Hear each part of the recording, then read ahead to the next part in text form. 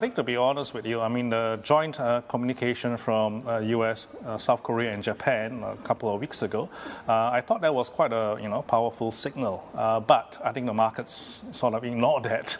And again, this shows you the wide yield differential is really the root cause of yen weakness. And until something is done to address that, either from the US side or the BOJ side, I think the market will just think yen remains a very attractive funding currency, and they continue to push the yen weaker.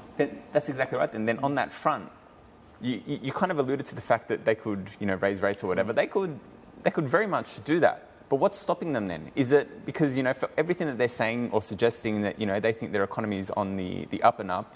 Is it the fiscal side that they're afraid of in terms of the interest repayments considering their debt, or is it the fact that perhaps their economy is precipitous in its ability to grow and see the inflation they're looking for? Well, if you listen to the Bank of Japan communications, they don't believe that the economy is strong enough or inflation problematic enough for them to continue to normalize policy further. Look, I think the fiscal situation is not something of a major concern at the moment. Yes, we know that Japan has a huge amount of government debt, but don't forget Bank of Japan also has the ability to cap how high 10-year JGB yields can go, for example. So they could always hike short-term rates and then cap the long-term. But again, it's going to be a little bit ineffective in a grand scheme of things because, even if they hike by 10 basis points, you still have over 500 basis points of yield differential, in favor of the US. And really, this week, we have a FOMC meeting coming up.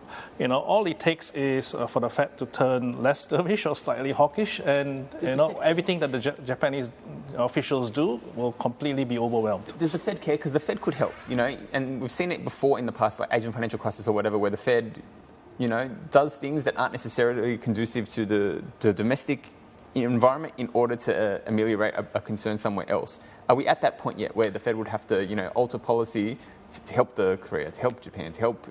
I do not see them at that point at all, because if you notice from all the various FOMC statements or even from Fed officials, I struggle to think any moment that any of them actually address the strong dollar.